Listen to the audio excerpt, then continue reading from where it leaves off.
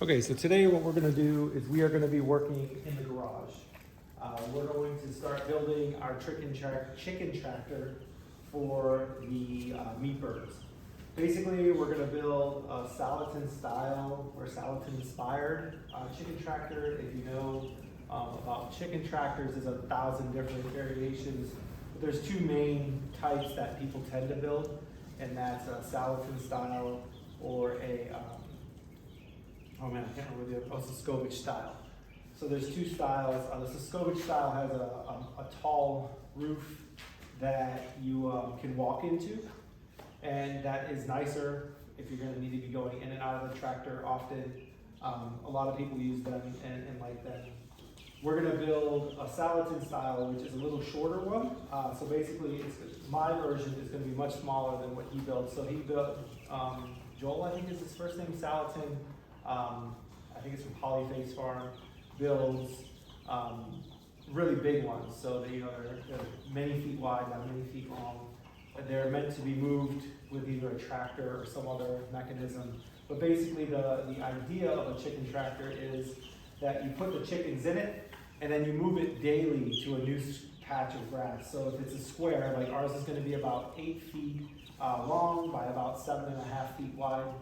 So with that said, you can then just move it to another 8 by 8 patch of grass daily. And you rotate the chickens across your lawn that way, and they can eat grass, and they can eat bugs, and they can eat seeds and whatever else they find in there. And they basically can be chickens, but you can still keep them protected and in a confined area. So the way that this is going to work is we're going to build a frame on the ground. It'll be 8 feet long because these are 8-foot boards. And then it'll be about 7.5 feet across because I just want to make it a little bit thinner, so it's a little bit easier to pull. That will give us that's like 56 square feet of space for the chickens, and going on the general rule of I think it's 1.6 square foot per chicken, you could get 30 something chickens in there. We won't have that many at any time. I can't imagine that we'll ever have more than like 20 to 25 chickens just because my wife and I couldn't eat, 50 chickens in a year. We eat maybe one chicken every 2 weeks. So that's plenty for us for the year, right?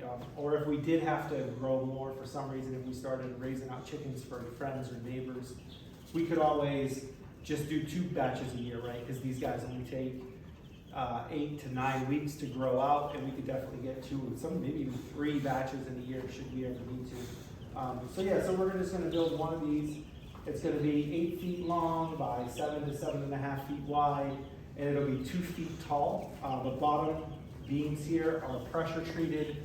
The rest of them won't be pressure treated. The only reason that these are pressure treated is because they'll be in contact with the ground. Basically, what will happen is we'll build it, it'll come up to about 2 feet off the ground. It'll be a big square basically, covered in chicken wire or hardware cloth, whatever you have. I think we're gonna start with chicken wire just because I'd like to keep the weight down on it, but we'll see if it needs some hardware cloth later. We can always add that on to the sides. And then you'll put a piece of rope or something across the front that's connected to the beams, and you'll be able to then pull it across the lawn. Other people also go to the back and they'll put wheels on. We may do that depending upon how hard it is to move. This is my first time doing this. I've never had meat chickens, so we're kind of learning as we go. And if we need to add wheels, that's fine, right? And if we decide that we hate this style of chicken tractor, it's very inexpensive. I've maybe got 50 bucks into the wood and everything else we just had kind of lying around. So if I need to build a different style next year or even later this year, then I will. But for right now, that's what it's going to look like. The top will have a fold-up top, so half of it or a third of it maybe will have an area that opens, and we'll build a little door into that. So the top will fold up with some hinges, and then we'll have some latches on it so we can get in there easily and put food and water into the containment area, basically into the coop. And the rest of it will just be open for them to, like I said, walk around, eat the bugs, eat the grass, whatever they want to do.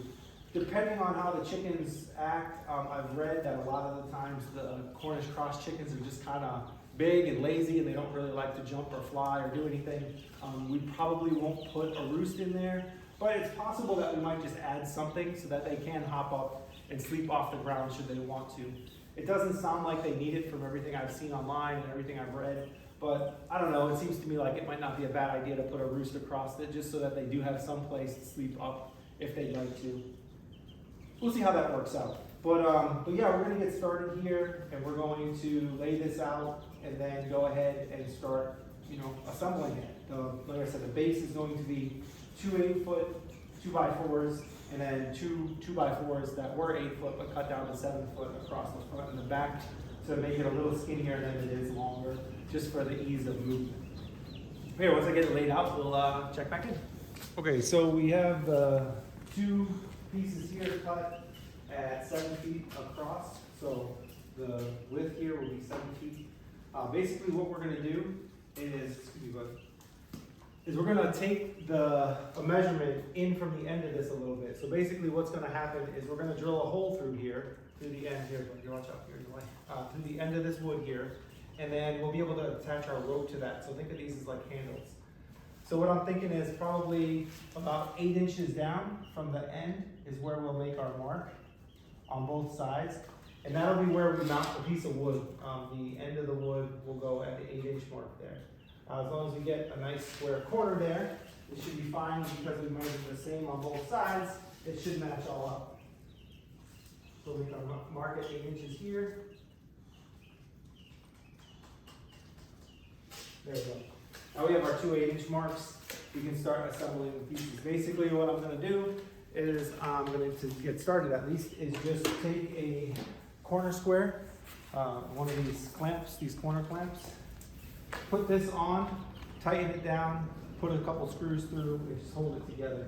This will get us a nice square start, and then we can start building our rises, and we'll build the top piece that will on the, basically the same frame, but on the top. Now the top frame won't necessarily need to have these pieces sticking out, but we can leave them because they can also become handles that we could use to move it. So we'll probably leave them. But yeah, we'll start putting these together. And then basically we're just gonna, like I said, kind of frame it up. So we'll put up so that it's about 2 feet off the ground, maybe, yeah, about 2 feet off the ground.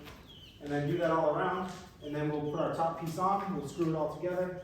And we should have a frame that we can then connect the chicken wire all the way around with. So there we go, we got the first one in, nice and straight. And we're just gonna do the same. We're gonna go around the whole entire thing here and just build out our corners. Nothing really difficult here. You're just gonna make a square, basically.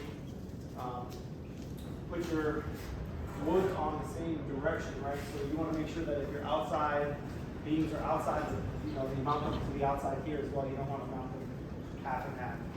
Sorry if you can't hear me very well. It's really, really windy outside today. I don't know what's going on up there. Crazy windy day. So when you're mounting these, you always got to make sure that the piece of wood slides, flush on both sides. So you want it flush on the back and flush on the side, so that everything is nice and tight. You want your corners to be tight. So you sometimes have to fiddle around with these corner clamps a little bit to make sure that everything stays flush.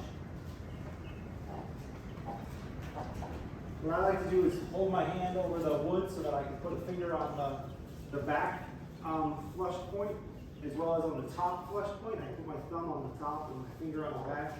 Then I can feel if they're coming out in any way. Right now these are tightened up pretty nicely.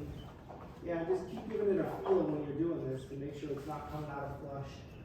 You really don't want it to get out of flush. If it's out of flush, then of course your square is not going to be square, and you'll have problems when you're trying to put things together later.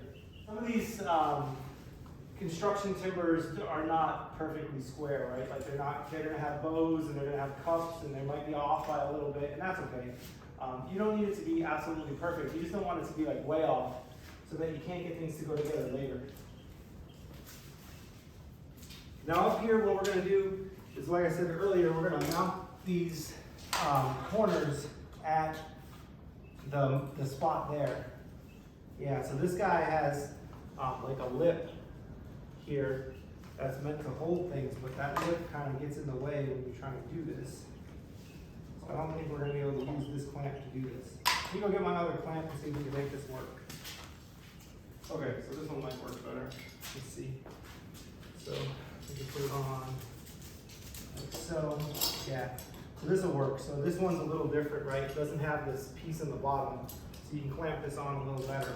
The way that this one works is you put it onto both pieces like so, try to line it up, and then you have a twist on either side that tightens down. And basically what you gotta do is you just gotta make sure that the clamp is pushed all the way into the corner, and it'll grab. So once again, we're trying to line up the wood with that 8-inch mark I made, so that we end up with a nice tight flush corner. Push down on it, make sure it's as flush as you can make it. If you get these wrong, you'll know it on the 4th corner, because your 4th corner just won't line up, and it'll be a big mess. And then we're just gonna, put the screws in like we did on the back.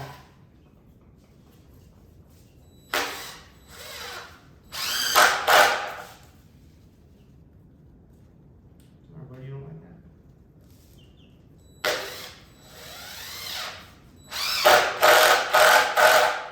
To start out, we'll do 2. We'll probably need some more, but because we're going to put risers in here, and those are going to be attached to the wood, I think those will also, we'll have some screws going into those, so I think those will probably help also maintain the integrity of the structure. So I'm not going to overdo it with the screws. 2, I think, is probably acceptable to get started. So we'll just take that up, and we'll move on to the last corner over here. Excuse me, bud, gotta get those. Okay, so that's the base. The base is now assembled, and we can start planning to put the walls and the top on. So for the top, what we want to do is we're going to build the exact same structure. So what we'll do is we'll take our 8 feet blades, 2x4s, and we'll set them there. We'll cut 2 of them to 7 feet, exactly like I did here. We'll mark in the 8 inches, and we'll just set them basically on top of each other. And then we can go cut our, the beams that are going to go up. We'll probably have 2 of them on each side here, so there'll be one at like 2 feet and another one at 2 more feet. And then we'll put a crossbar across the top for both of them, and that'll basically allow us to have the top that opens right here, and then this will all stay covered. The walls of this, once again, will be chicken wire, so we'll just keep those as chicken wire. And then to protect the chickens from the elements, we'll put, hey, stop. You can either put roofing, what are you doing? You can either put roofing on top, some people use corrugated metal or something like that, or you can use tarps. I think we'll probably start with tarps and see how they do. If the chickens start getting wet or whatever. Cornish cross chickens don't have a really good feather out. They don't get super feathered like regular normal chickens do. So you want to make sure you protect them somewhat from the elements. We will probably use a tarp and see how that works. If it gives us any trouble and we end up with any chickens that look unhappy or unhealthy, we'll then cover it with something more solid. Just for cost effectiveness, we can start with the tarp though. As you can see, this guy needs some attention. Okay, so one thing to consider as we're building this is that we're going to have 2-foot tall chicken wire, right? So we got a roll of 24-inch high chicken wire. Basically, what we got to do is we got to make sure on the outside that we can lift this up a little bit off the ground, right? Because you don't want the chicken wire touching the ground. And that the middle of this board here is somewhere, at the end of the chicken wire, so that we have chicken wire able to be well firmly attached to both the bottom and the top rail there. Kind of figure out the math for whatever size pieces of wood you're using. If you're using 1x4s, it would be different than if you're using 2x4s, or if you're using 1x6s or 1x2s, right? Whatever it is. Just know that you have a different amount of variance here that you have to work with. So you want to make sure that the pieces that you cut for your risers will fit what you're wanting to do.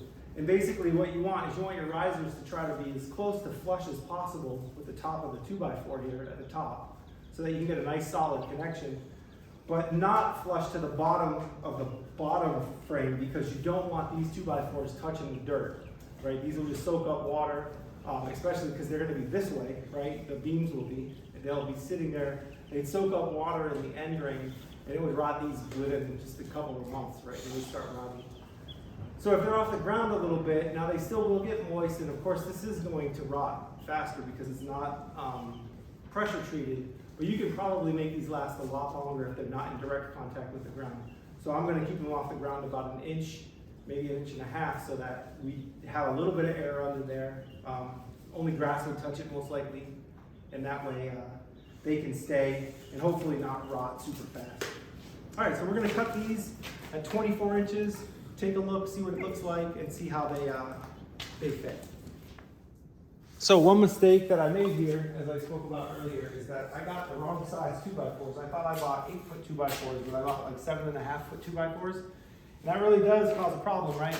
Because I was thinking I would be able to get 4 posts out of each 2x4, but so now I've got a lot of waste. Got a, instead of a 24-inch, I've got like an 18-inch piece left over, which is fine. I bought enough 2x4s, but it's a bummer to have waste like that. So hopefully we can use that for something. I'm not exactly sure what, but maybe we'll make the door 18 inches or something, I don't know. So here we are with the 24-inch piece. You can see it's the same height as that. I think that's gonna work just fine. We'll put it up about an inch off the ground. We'll probably just set a 2x4 on the floor, set this on top of it, and then screw it in, and that'll give us an inch and a half, right? Because these are actually, even though it says 2x4, it's not really 2 inches, they're nominal, they're an inch and a half wide. So we could use those as a spacer off the floor. And basically we'll just connect those in at the corners to start. We'll get them, all 4 of them put in. And then once we get the 4 corners put in, we can attach the top. And then once we get the top attached, we can attach the side supports and the back supports. So let me get started on that. Okay, so we got the initial parts done here. Because I get 3 out of each 2x4, I figure I'm going to start with 6 of the supports. Basically, what we're going to do here is probably measure up a certain amount, find out where we want to put these, because I have 2 on each side. That was loud. But we'll put 1 in here, and then probably another one, or another 2 here somewhere, and that'll be where we put some cross beams in the middle to give it a little extra strength. So we'll figure out what the measurements for that are. I don't think the measurements for that have to be anything specific. Just once again, kind of making this up as I go. So we'll just make up some measurements, and if we have a 7.5 feet, so maybe like 2.5 and 2.5 feet, something like that. Let's see, what does that leave us with? We want to go to there. So yeah, it's a little over 7 feet. So I think that I'd like to have my door that opens at least be 2 feet long. So we're at 86, 76, 66, 62. So we'll put it on at, right around 5 feet 2 inches. That'll be our support for the second one there. And then somewhere in between that, so 62, we'll say 32. That's close to halfway. 33 is technically halfway, but it doesn't really matter. So we'll put a mark at 32, we'll put a mark at 62, and that's where we'll put in our supports.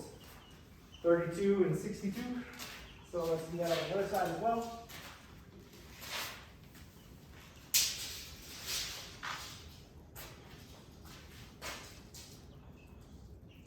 We'll get that on the back piece of the wood there. Drop it down. We'll do 32 and 62 again.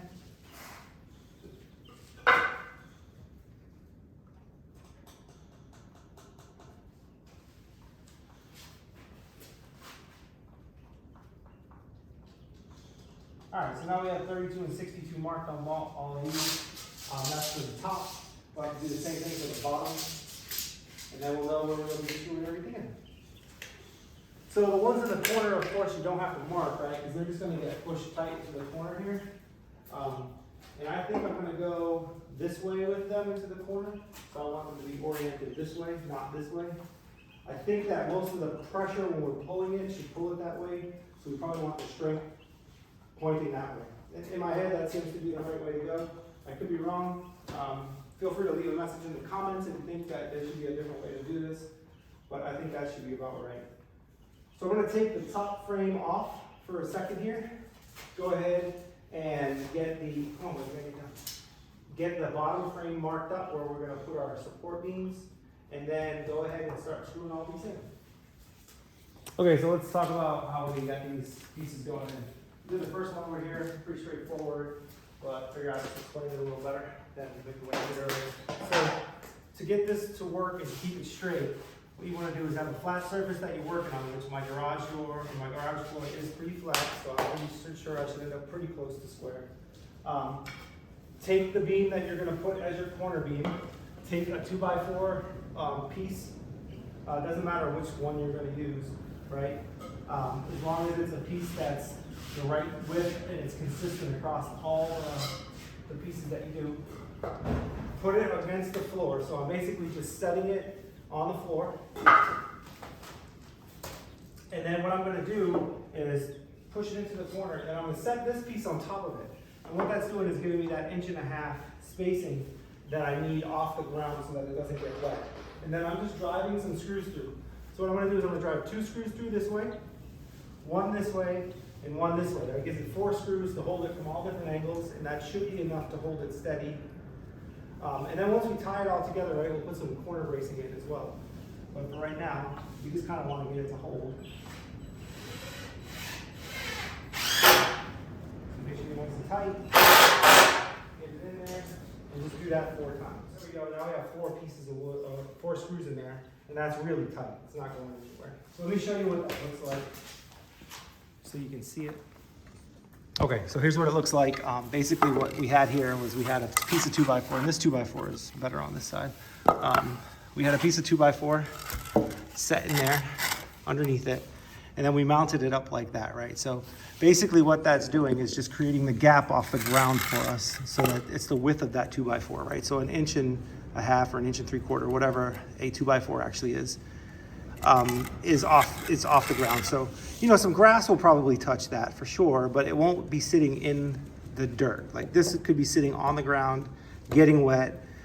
And because it's pressure treated, hopefully it'll last longer. But these pieces are not pressure treated. So in order to save a little money, I did that, and it definitely cannot withstand years of, you know, direct contact with the ground. I don't expect this thing to last, you know, 10 years or 20 years or anything, but I would like it to last a few seasons. All right, so we've now got 6 of the side beams mounted, you know, the supports. They're all on here, they're all 1.5 inches off the ground. So what we can do now is we can start mounting the actual top rail. So basically what we're gonna do is we're just gonna line this up like so, get it there, and then mount it up. What I'm gonna have to do to ensure this all works out okay is use some clamps.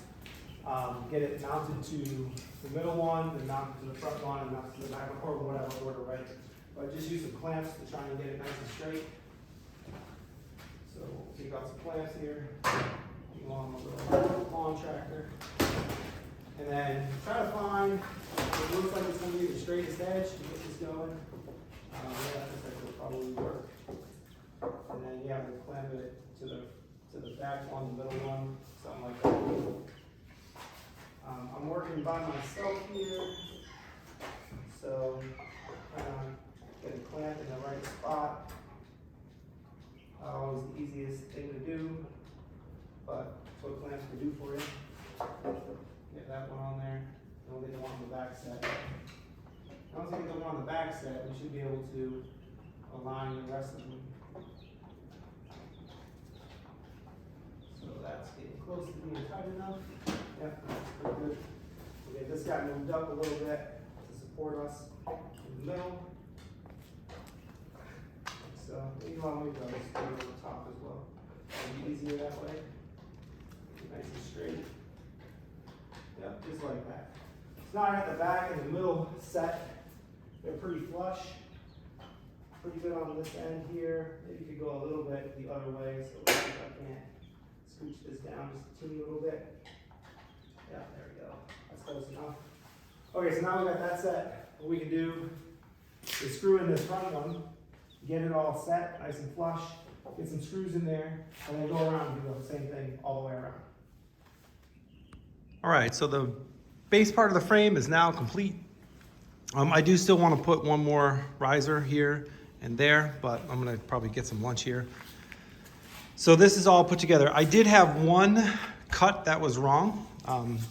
This beam here, I cut wrong. So it fits perfectly here, And I made 2 of these the same size, and that was my mistake. I shouldn't have done that. So the front and the back are different sizes because on the front, we have the beam extending out further so that we have a handle in the future should we need it. So this one has to get cut off here. In the back, as you'll see, it needs to go past it. So because this beam doesn't extend out, this one had a, I cut it to stop here, but that wouldn't work because, of course, then I wouldn't have a proper connection point here. I'd have a gap of this entire space. So I had to recut this one and make it flush with the edges. That's on both sides. So just if you're gonna make this, just remember that you need to make the back top beam longer than the front top beam because, once again, they are different in their configuration. This one has the piece going out. Now, if you did it differently and didn't have this piece going out or something, then your pieces might be able to be the same size. But I want those pieces to be sticking out. So I missed on that. The only other thing that I really have to do for the frame at this point is I'm gonna put 2 pieces across the top there. Then I'll have my door basically here. I'll show you how we make that in a little bit. Basically, we're just gonna build a top frame that'll have the 2 pieces in the door so that we can flip that open and closed. And then the chicken wire will go up there. And then we gotta put little bits of strapping pieces here. I knew we were gonna have leftover small pieces of 2x4. And basically what I'm thinking about doing is just cutting, a 3-inch piece, stick it to this, and that way we can staple the chicken wire here, we can staple it there, and we can staple it there. Now, if I had done these beams between the 2 stands, if the stand was between the bottom and the top pieces, you wouldn't need that. But I thought that this would be stronger construction if we did it this way. I really think that having the pieces being able to be face screwed instead of screwed just into end grain would be better and stronger. So that's why I did that. You might find a different way or a simpler way to do it, but I just thought, use a couple of small pieces of 2x4 strapping and stick them on there. So basically a piece like this, we'll grab this, we'll take it, this is probably too big. We'll make it smaller than this probably, but whatever, doesn't really matter. And we'll just stick it on there like that, put a couple screws to it, and that'll give us something to staple the chicken wire to on these uprights. So you don't have an indentation, right? Because you don't want to staple here and then in here, because looking at it this way, it would go like that, and that wouldn't be good. It's not what we want. But that's it for right now. I'm gonna get some lunch and then I'll come back to it. We'll basically put up 2 more supports on the sides, and then we'll start building the top. The top is gonna be really simple. It's gonna be a piece across, and another piece across. Well, 2 pieces here because there'll be one for the back side of the door and one for the front side of the door. And we'll build the door out, put a couple more side pieces on, and the frame should be completed. Not an overly complex build, like I said.